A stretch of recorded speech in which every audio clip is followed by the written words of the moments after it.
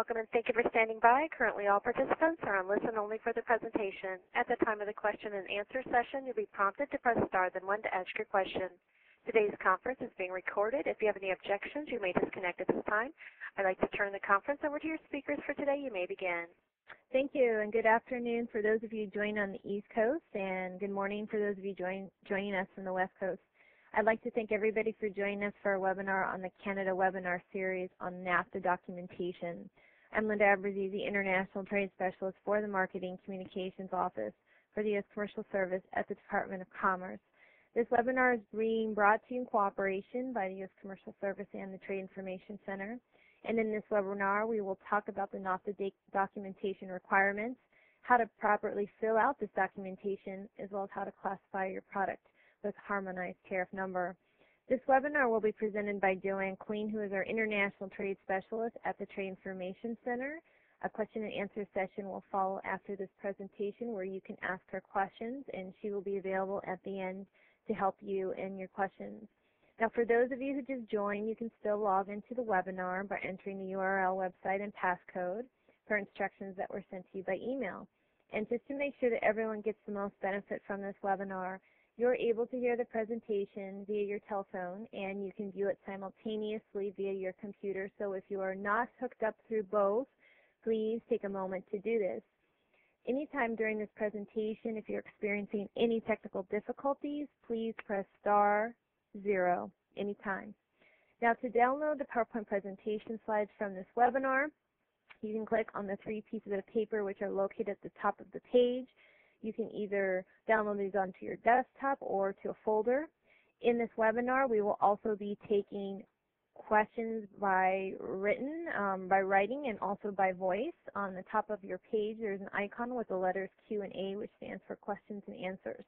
When you click on this icon, you can click and type in your questions anytime during this presentation, and we will compile those questions and present them as time allows us to do so. Type of questions which are not answered during this webinar, we will respond to you via email after the presentation.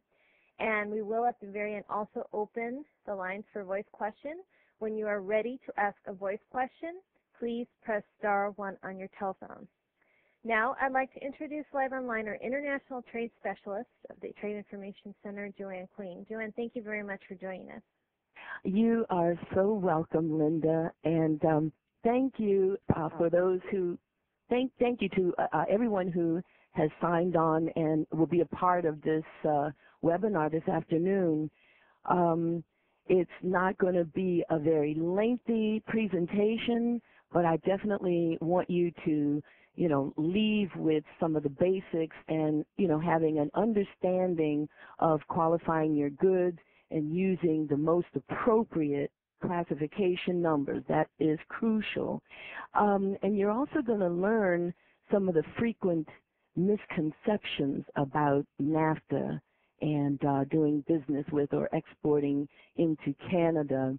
And absolutely become familiar with NAFTA record-keeping requirements.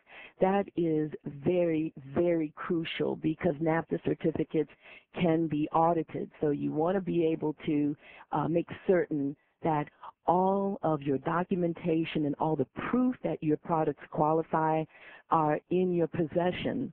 And this is part of the Canada webinar series, so we want to consider Canada first. And also think about RepCan 2009, which is going to be coming up starting in September. And this is a one-on-one business meeting with potential business partners that you can do business with. And as you'll see towards the end of my slide presentation, there is information on how to register and who you need to contact. So back to you, Linda.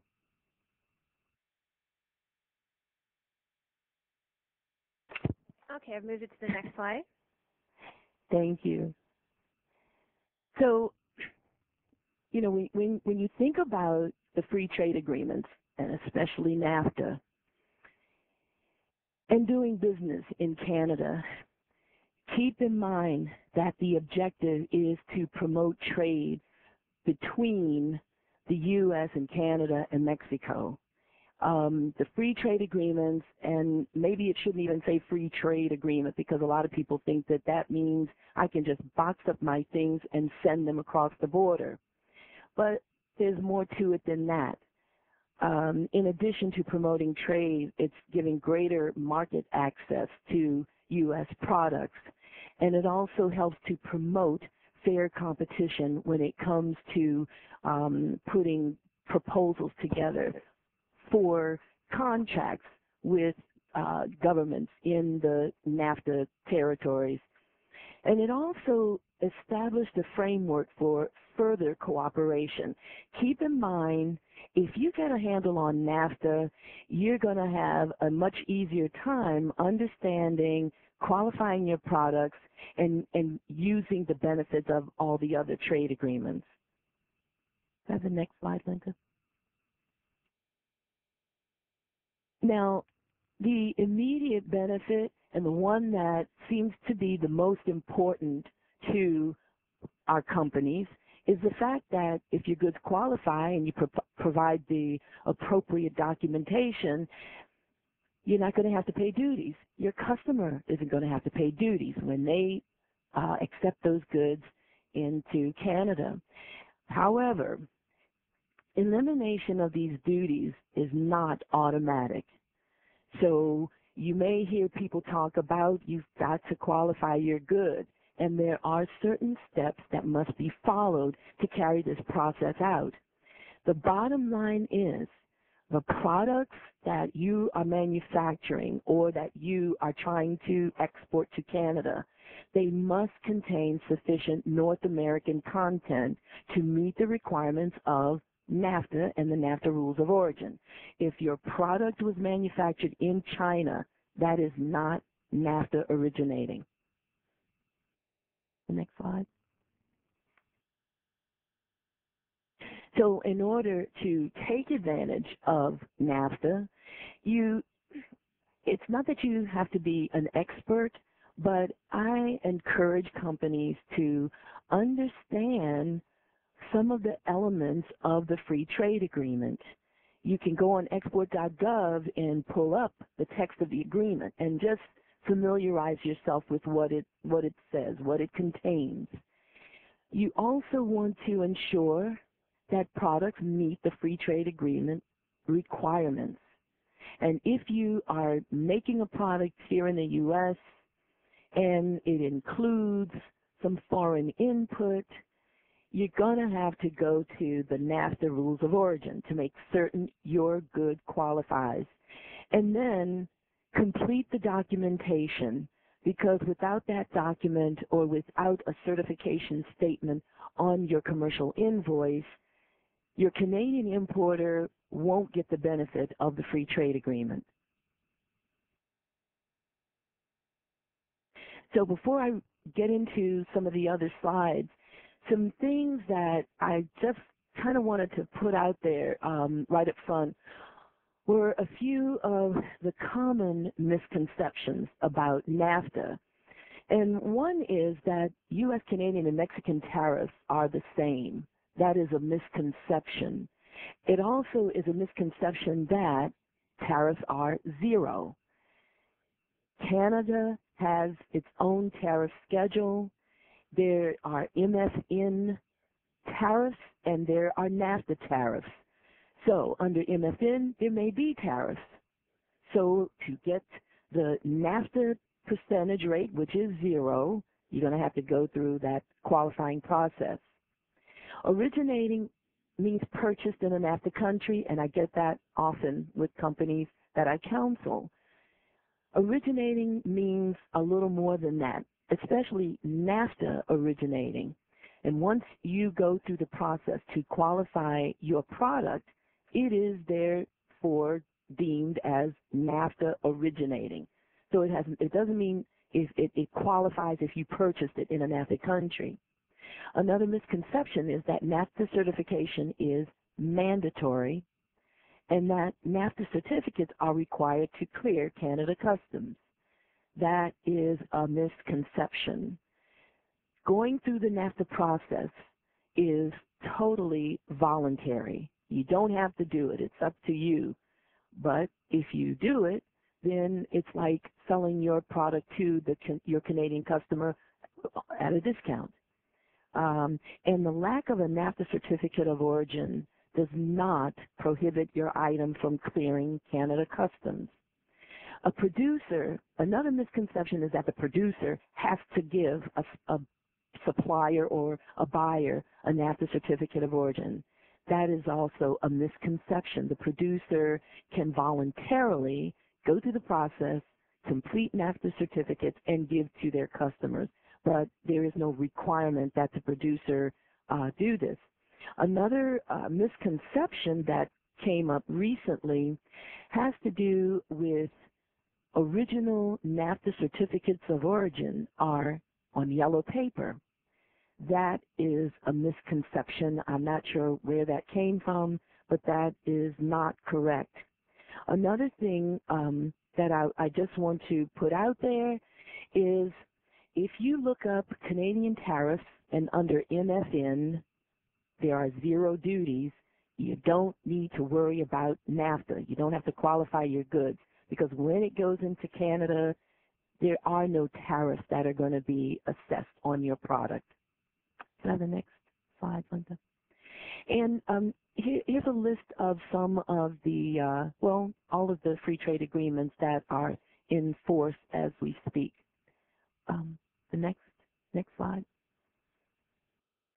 So an important thing is qualifying your products. That is so important. It's not all about, well, everything was made in the United States. I made my product in the United States. That's great, but that's only half of the picture. The other half is going through the process of qualifying your goods. Now, if you're exporting a natural resource, then there's probably not a whole lot you need to do. But if you have a product that you manufactured and you used some foreign input, you've got to go through the process and qualify your product. Can I have the next slide?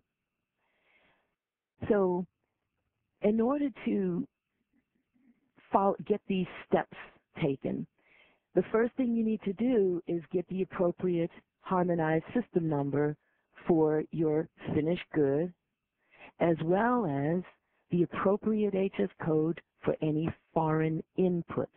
That's important. Then the next step you could carry out is using the HS number for your finished product. Go to the Canadian tariff schedule and check the duty rates. Under MFN, it may be 0, it could be 2%, 3%.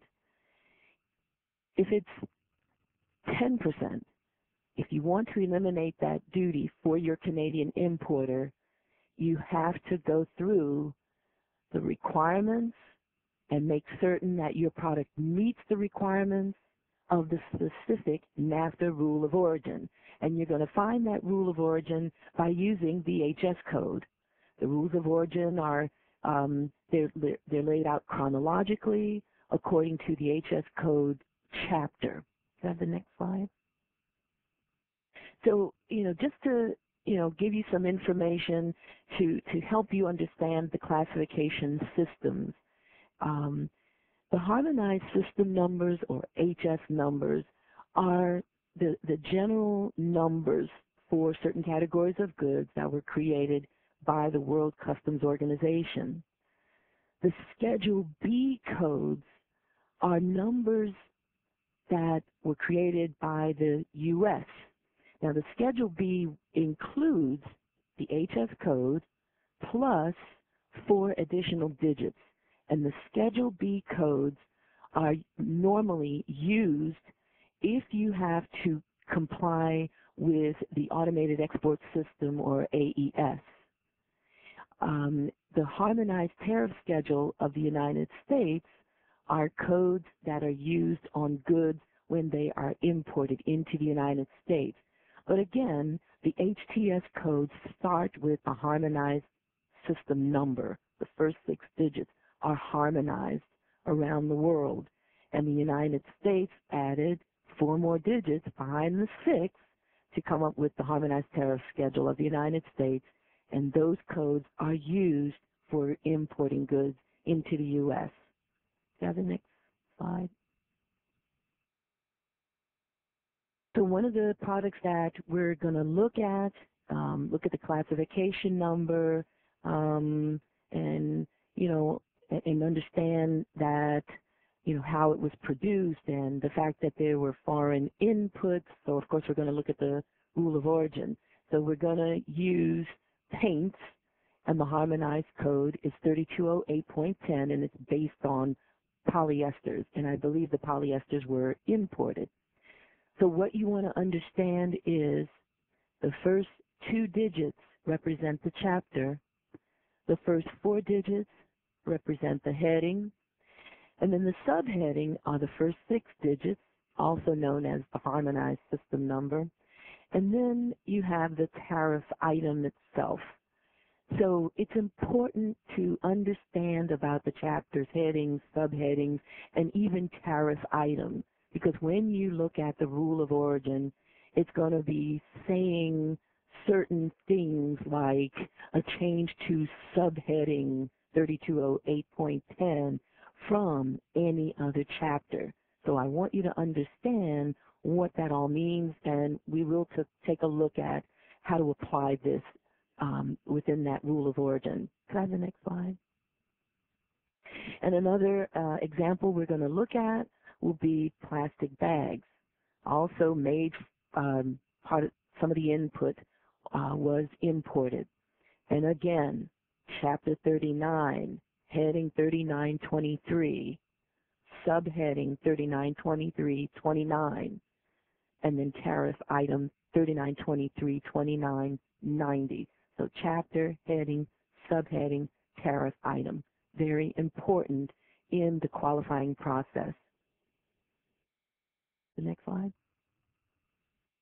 So to get started with the product classification, the people that I counsel, I usually send them to the Census website to use the Schedule B search engine, and you can use that to determine appropriate classification numbers for both the finished good and any foreign inputs.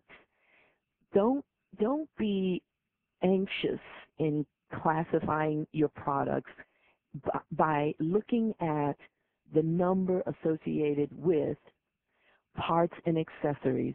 You always want to do a search and find the most appropriate classification number for that item.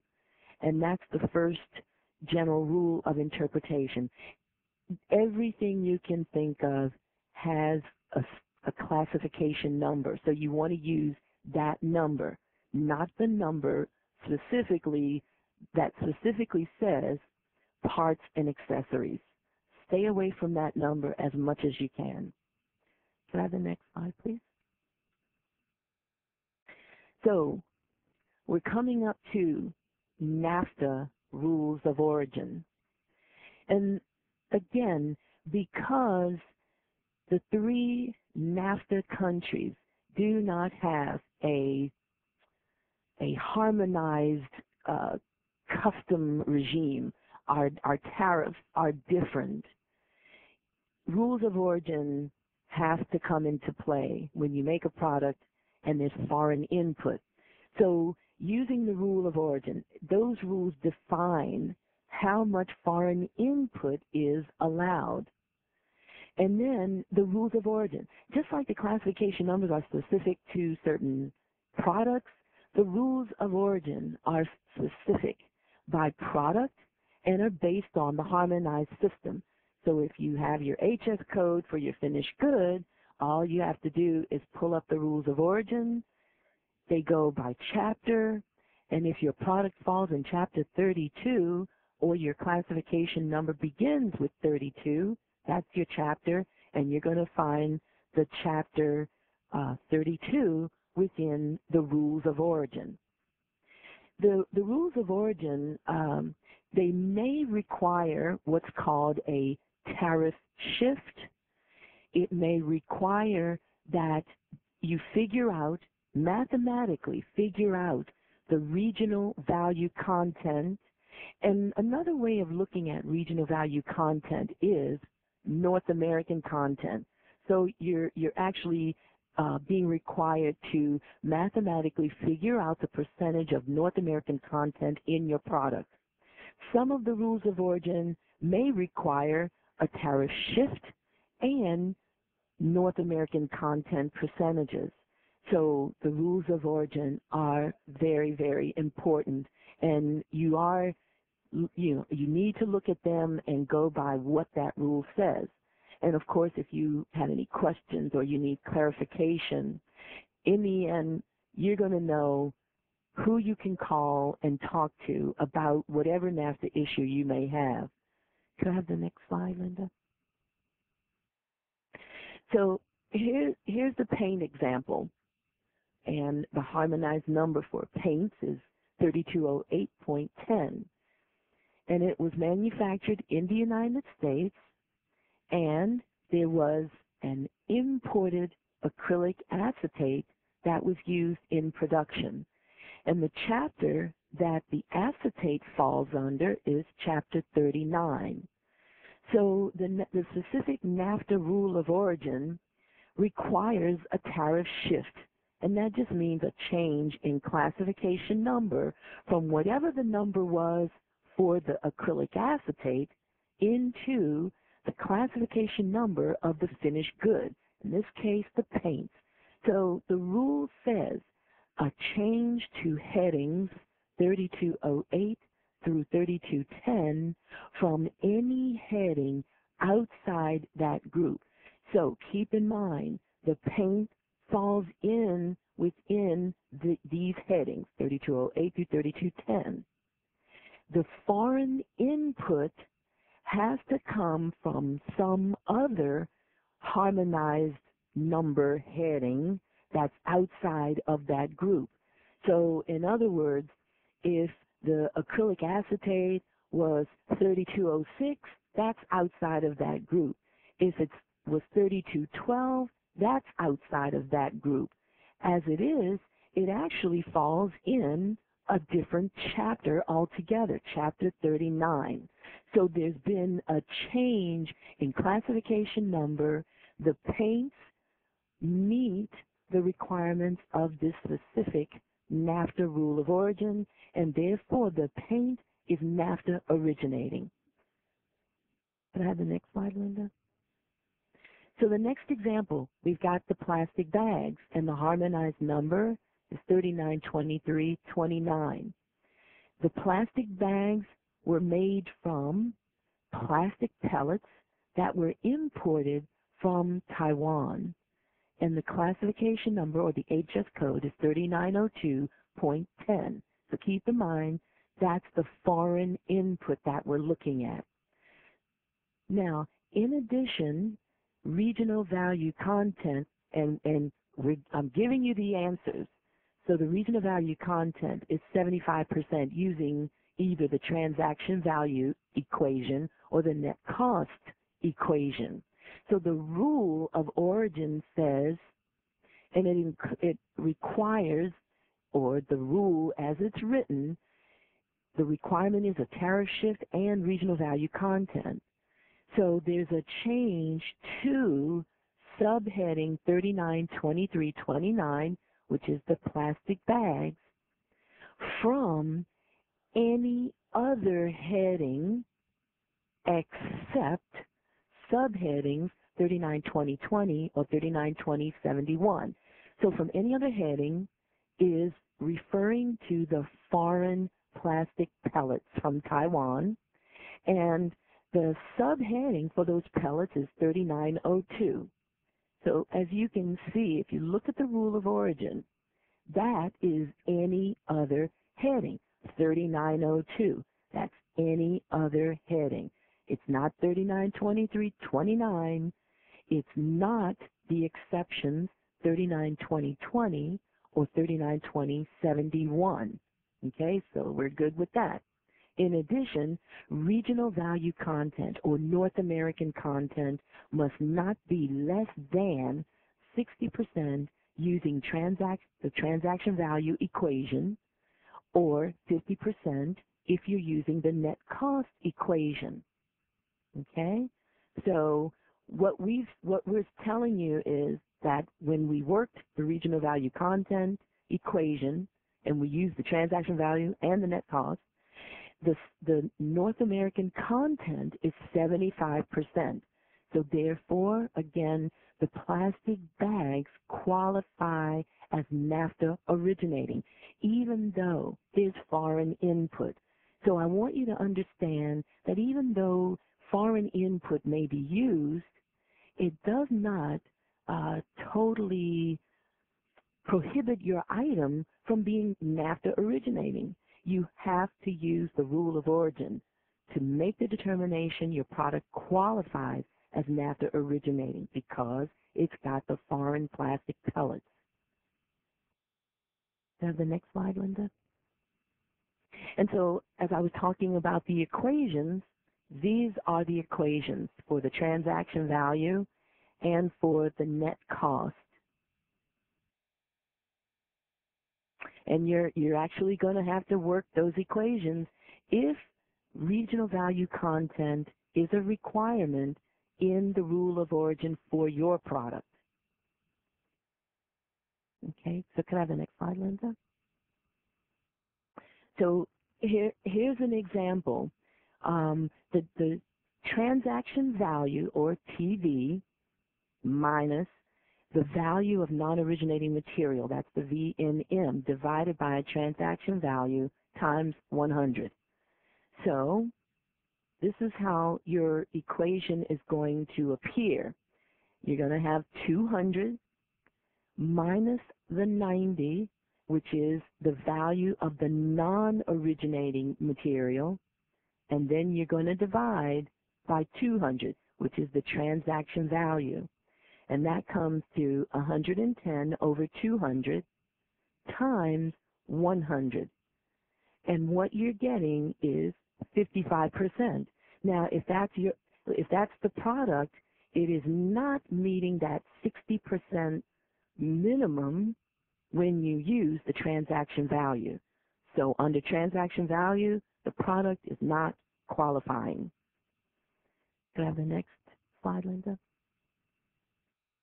So we're now going to use net cost. And again, the net cost minus the value of non-originating material divided by the net cost times 100 to get that percentage. So we've got 182 minus 90 divided by 182 times 100. So that works out to be 92 divided by 182 times 100, and you get, under the net cost equation, 50.5%. It is meeting the 50% minimum under net cost. Therefore, using the net cost equation, the product qualifies as NAFTA originating. So 60% is the minimum if you use the transaction value. 50% is the minimum if you're using the net cost equation. Some of the bigger difference in between transaction value and net cost, transaction value is the amount paid or payable for the item, what you're selling the item for, and the net cost amount will be what it costs to produce that item. There's also additional information on export.gov that talks about items or expenses that are not included in the net cost. So the transaction value is going to be a higher amount than the net cost. Can I have the next slide, Linda? Okay, so we have paints, and we have plastic bags, and we have product X that met that 50% minimum under the net cost. So now it's time to take a look at the preference criteria. And these are going to be letters, and they are grouped into categories. And you really have to be careful as you take a look at the explanations for these letters. A lot of people jump to the conclusion that A is going to cover everything, but for the most part, A probably would not cover manufactured goods because that's not a natural resource. So could I have the next slide, Linda? And just to, give you some food for thought, just keep in mind when you're looking at these letters, keep in mind first and foremost that when we're talking about NAFTA, the product has to be produced in the United States, Canada, or Mexico. It has to be. You cannot take components and send to Asia to be produced and put together there and bring it back to the U.S. and expect it to be NAFTA originating. That doesn't work. That item is going to lose the NAFTA benefit. So wherever you see the good has to be wholly obtained or produced in a NAFTA country, that's exactly what it means. It has to be done here in the U.S.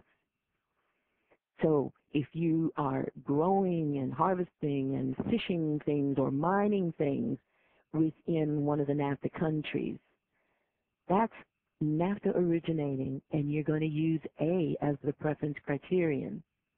If you've manufactured goods like the paints and the plastic bags, and both of those contained foreign parts or components or raw materials, but as you noticed in the slide, it met the requirements of its specific NAFTA rule of origin.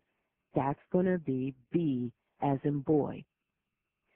When you talk about C, C is a product that was manufactured using NAFTA originating parts and components. The same way a totally finished good can be qualified, parts and components that are manufactured in the U.S. can also be qualified. You go through the same process. So if you make a good and you have used exclusively NAFTA originating parts or components, and you have information to support your claim, you have proof, that product qualifies automatically, and you're going to use C. So you can't have a foreign something that you put into production with the NAFTA originating parts or components, because if that happens, that's going to go back to being B as in boy. But if that good is manufactured exclusively with NAFTA originating parts or components, it qualifies automatically, and you're going to use C. D, preference criterion D, covers goods where the HS code for the product and its parts is the same.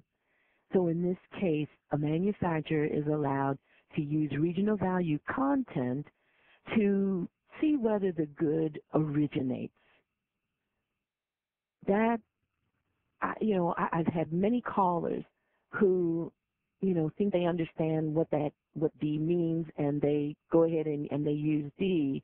But once we go over the process and we're looking at the components, and we find out that the components have their own classification number, different from the finished good, then it's not going to be D. So D happens in what I consider rare instances.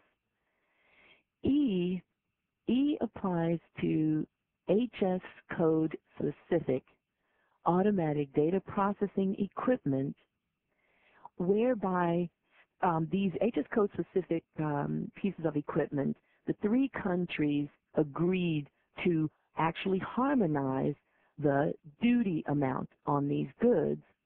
And even though some of these goods may come from some other place in the world, if they are imported into a NAFTA country, they could then be exported to another NAFTA country, getting the benefit of NAFTA. And if that's the case, you would use preference criterion E.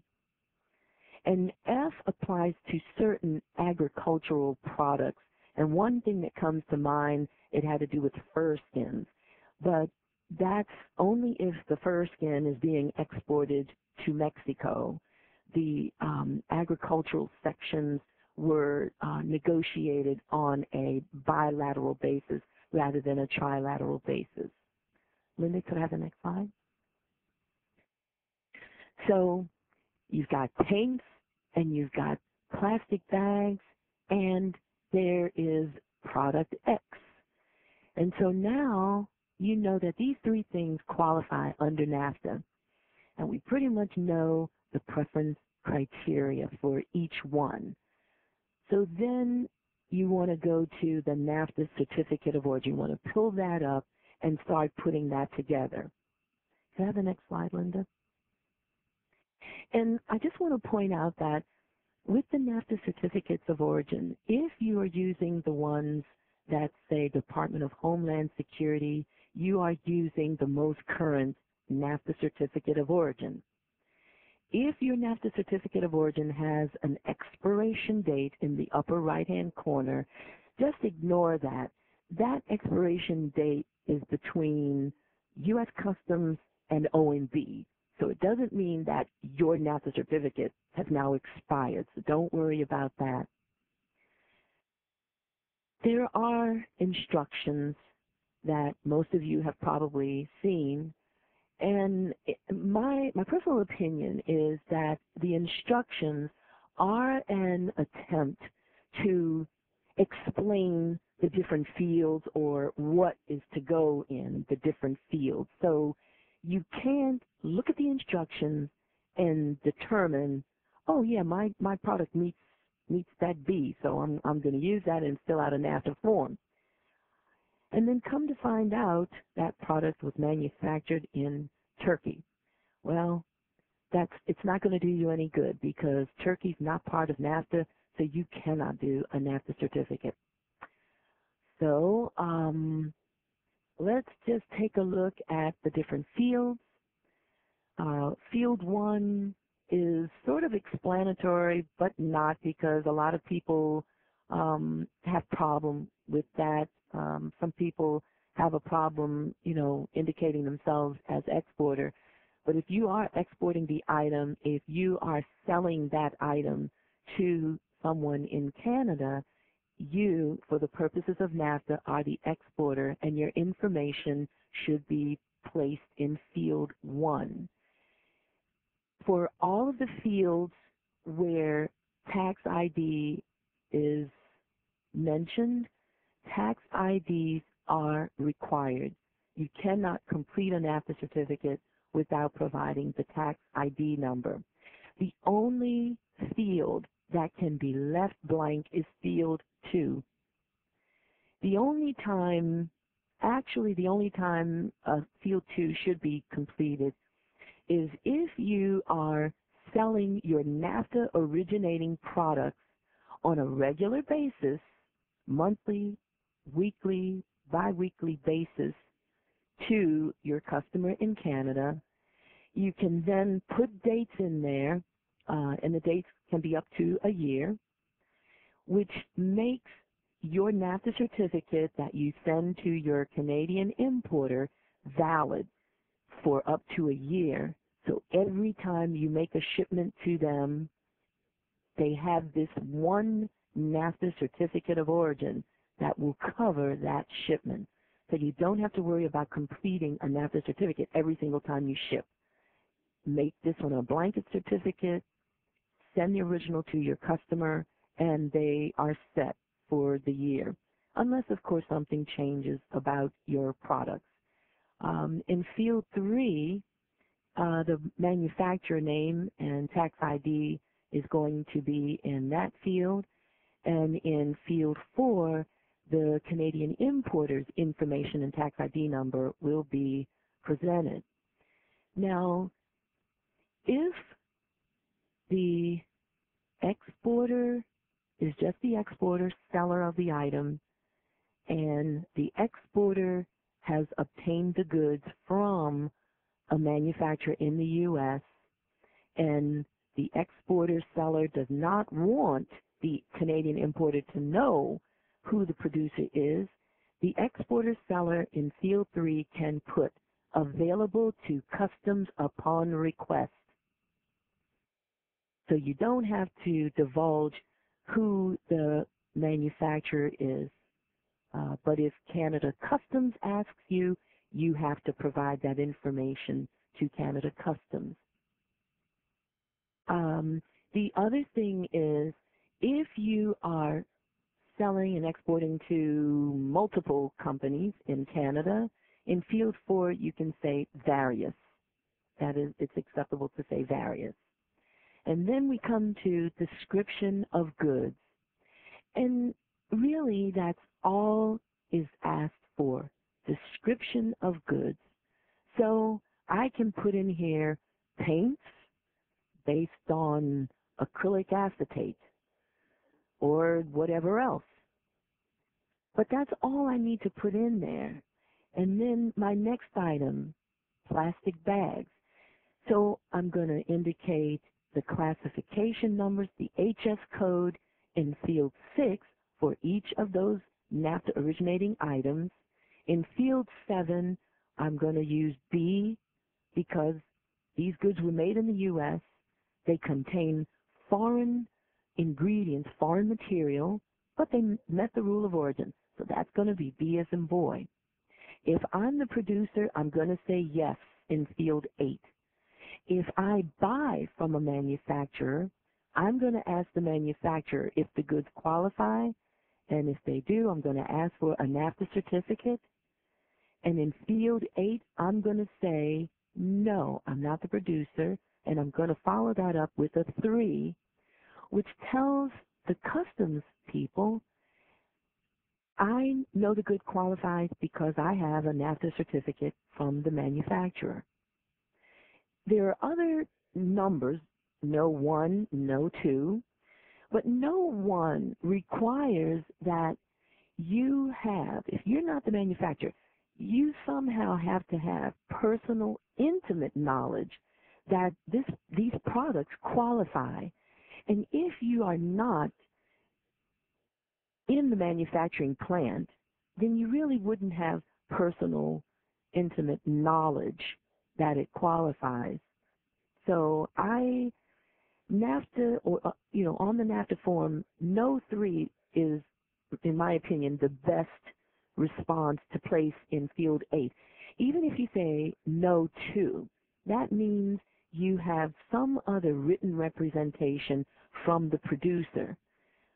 For me, the producer, if they give me something else other than a NAFTA certificate, I want it to include the harmonized number of that good. I want them to give me the preference criterion, and I want them to tell me if they had to use the net cost equation to qualify their product. I want all that information in that other document, any other document other than a NAFTA certificate. I want the same information that would be contained in a NAFTA certificate. And then in Field 10, getting to Field 9, if net cost is what we use to qualify the product, we're going to say put NC for net cost. No, you don't put any money amounts. No money amounts go on a NAFTA certificate. In Field 9, it's either going to be NC or no. So if I didn't use the net cost equation, I use the transaction value equation, I'm going to say no in Field 9. If my rule of origin did not require regional value content, I'm going to say no in Field 9. And in Field 10, country of origin, put U.S.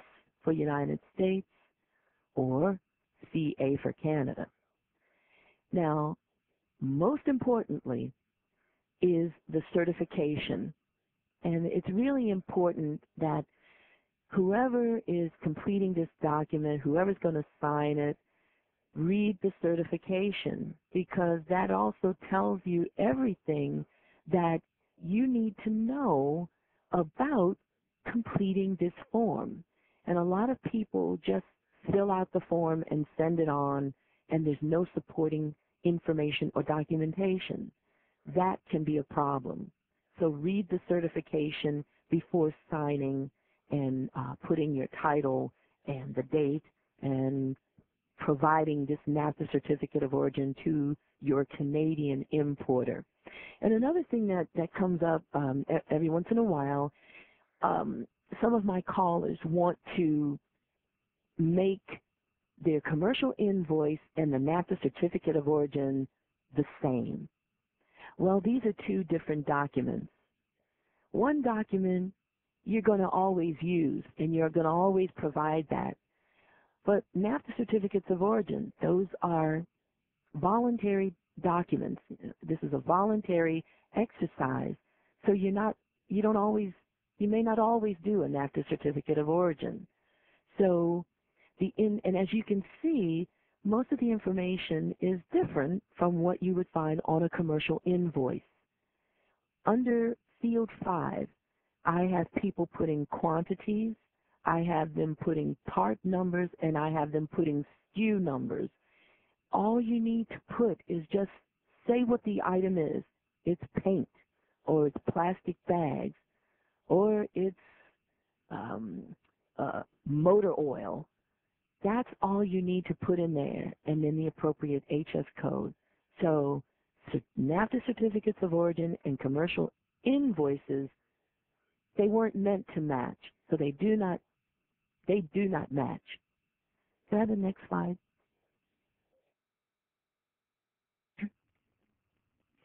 The NAFTA certificate of origin is completed by the exporting or selling company. What you want to look at is the transaction. If the transaction is between the seller in the U.S. and the buyer in Canada, and the seller in the U.S. wants to provide a NAFTA certificate, okay, then you're the exporter. Even if you send your item to someone else and then they take it across into Canada, for the purposes of NAFTA, you're the exporter.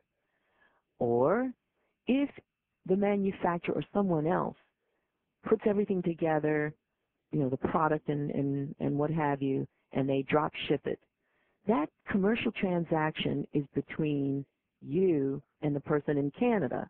So if you're going to give them a NAFTA certificate, then your information is going to be in Field 1. And I always recommend sending the original to the customer. And if you want to run two originals, send one to your customer and keep one in your files along with other records. Can I have the next slide, Linda?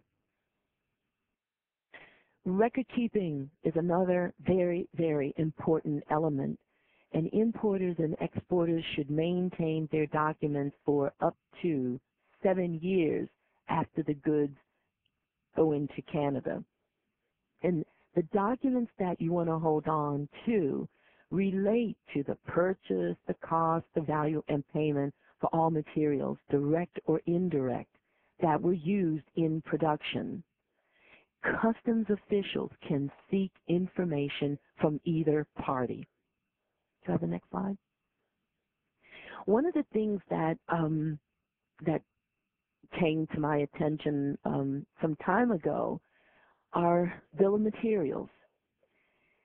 A lot of people that I talk to don't quite understand what I'm talking about, and they don't quite understand information that's going to be important to them in qualifying their goods and in answering any questions that may come from the customs authority in Canada.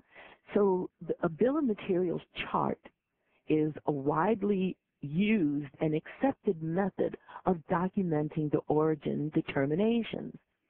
And, just a regular bill of material chart can, list the product, what it is. So in other words, I could list paints, and under that, I'm going to indicate components that go into making my paints. I'm also going to provide where it came from, the supply source. Now keep in mind, this information is for my NAFTA technical file. It isn't something that I'm going to share with the public. only am I going to show that to Canada Customs, because they're the ones who may ask for it. They're the only ones I have to show this to. So on this bill of material, you want the supply source, and of course, I want the origin of any foreign input. So like with the paints, I had a foreign input. So I'm going to indicate that it came from Turkey or Pakistan. I'm also going to have HS codes for the paint. I'm going to have HS code for the foreign input and the values on things, because you never know if your rule of origin requires looking at regional value content or North American content. What is the percentage of North American content? So a bill of materials chart, I think, is an excellent tool to use in documenting the origin. Is that the next slide? And, you know, just so that you know that, okay, NAFTA does work. I've put some very, you know, quick information about a company or a couple of companies in Illinois. One who exported for the first time. They found the commercial service, and they got all the necessary international trade information and NAFTA assistance. Actually, both of them did, as well as they got information and they were walked through that qualifying process so that they could make the determination that their products qualified. And they were able to do that and to fill out the paperwork completely and factually, allowing them to successfully get their products into Canada. And one of them, after they got the assistance they needed, they were able to export their product into Canada on the same day. So I call those some really great NAFTA successes. Is that the next? And then one last thing talks again about Canada First and RepCan 2009. You know, the necessary information is there to answer some of your questions. On the next slide, Linda, there is information on, you know, registering and who it is you need to contact. And there you have it, Madeline Lopez, who's the project manager. So if you have additional information about that, please call Madeline. Linda? Okay, great. Thank you. And here's my information. Questions? Okay, great. Thank you, Joanne, for your You're welcome, Linda. presentation. It was very, very well said. Thank you. And now we'll go to our written questions from our audience. And just to remind everyone, if you would like to ask a written question, up on the top of your screen is an icon with the Q and A letters, and all you need to do is just click on that icon and start typing in your question, and we will answer them. The first question is from Farzani Aryan. The question is for Joanne. Is, could you please give an example for category E? Category E. Let's see. They were, well, automatic data processing machine. That's just a fancy word for computer hardware. Okay, great. Thank you. Next question here is from Elizabeth Gant. Joanne, she wants to know, where do you find the list of automatic data processing products if they're under the criteria E? You won't. I mean, you may, but here's the thing. This was specially negotiated. The 3 countries agreed to harmonize the tariffs on these products. 2 countries ratified the agreement, and the last I heard, the other one had not. And this was quite some time ago. There's really no need to use E, because these items going into Canada definitely are duty-free. So you shouldn't be using E. Okay. There's no need to use E. Okay. And email me, and we can talk about that more. Okay, great. Thank you. Uh-huh. We'll open the lines now for voice questions since there are no more written questions. Once again, to ask a question, please press star, then 1.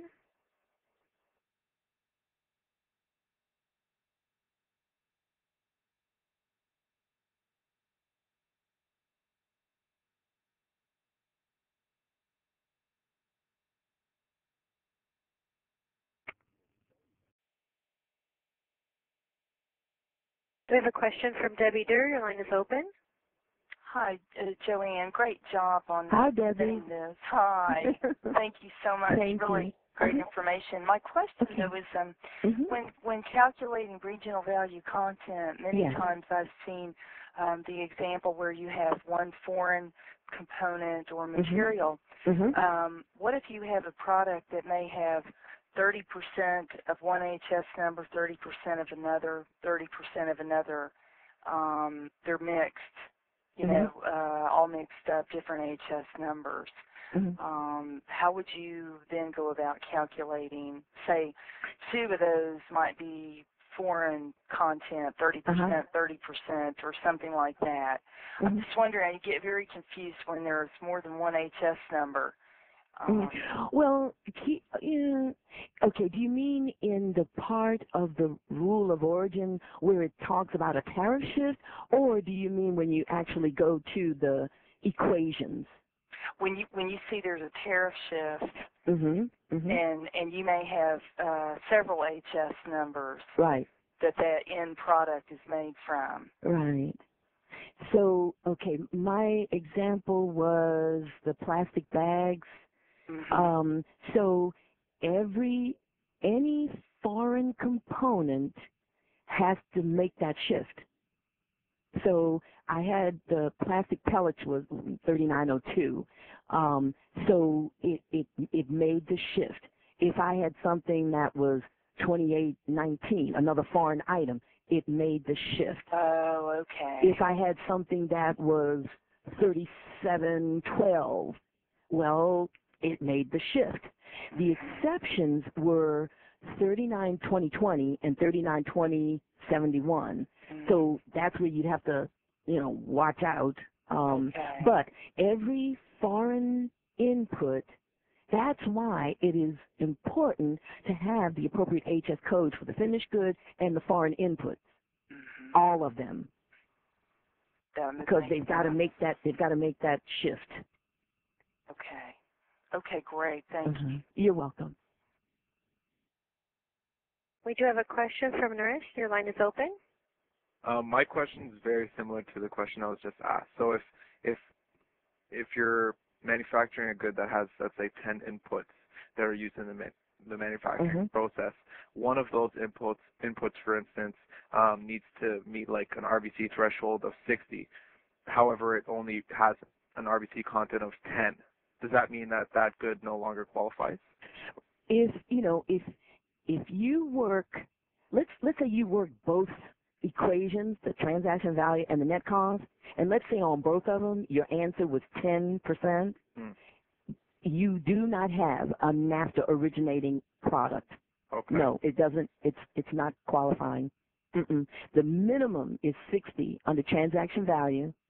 The minimum is 50% under the net cost equation. Right. So those are your thresholds that you have to meet. Those are the minimums. Okay, well, so then, because let's say, for instance, you have 5 different inputs, so there's like 5 tariff shifts, right? Like there's a tariff shift, you have 5 different inputs. So let's say input number 5 only comprises 10% of the final good, but it does not meet that threshold. Does that mean the entire good does not meet the origin, even though? But okay. The rule of well, are we talking about a rule of origin with a tariff shift, or are we talking about a rule of origin with just regional value content? Are we talking about tariff shift and regional value content? What are we talking about? Tariff shift and regional. And what does your rule of origin say? Right. It's always better to work with your rule of origin. Okay. What does your rule of origin say? Well, sorry, this is just more of a hypothetical. Okay. So I'm saying if there was.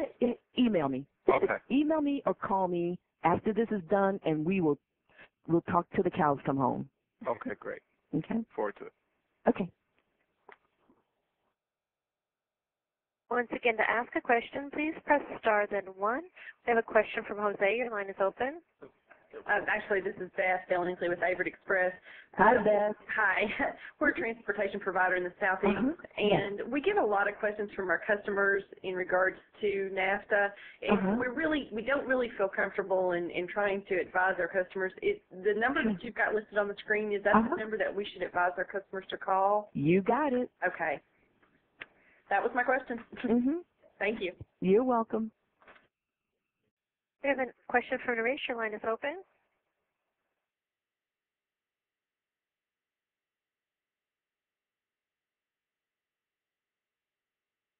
Naresh, your line is open if you wish to ask a question.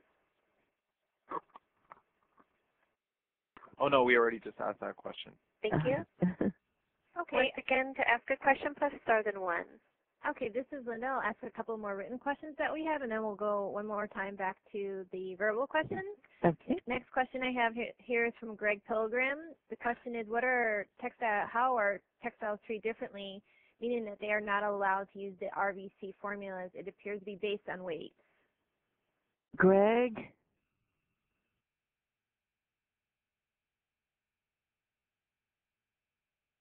Hello? Is he there? Oh, no, I don't know, but I can open it.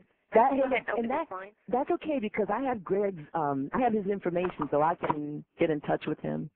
Greg's line is open if he wishes to speak. Hello, I'm here. Oh, Greg. Hi, Joanne. How are you? I'm good, thank you. Good.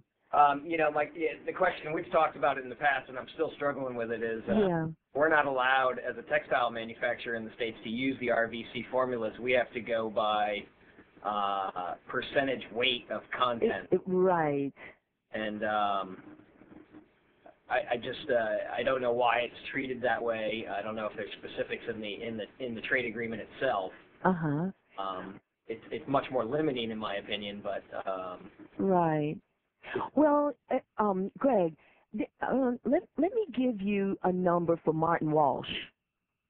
That was going to be my next question. Who? Yeah, explore that with them. He's in the Office of Textiles and Apparel, and his number is 202-482-3400.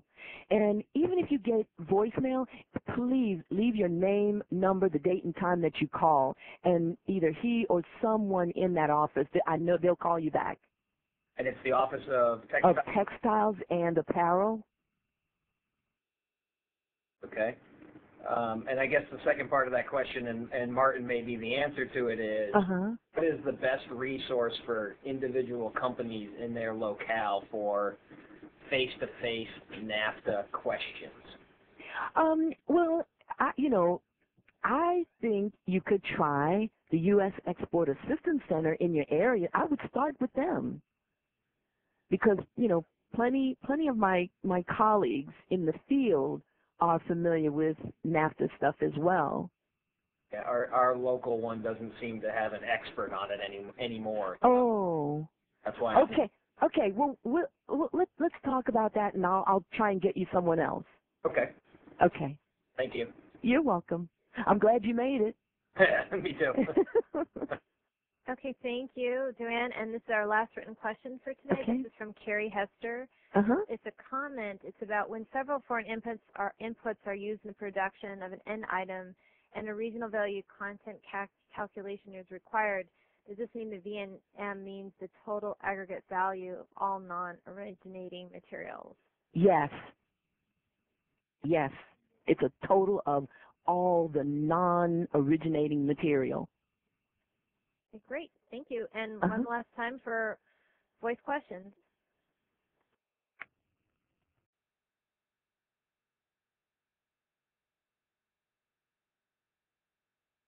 At this time, I'm showing no questions.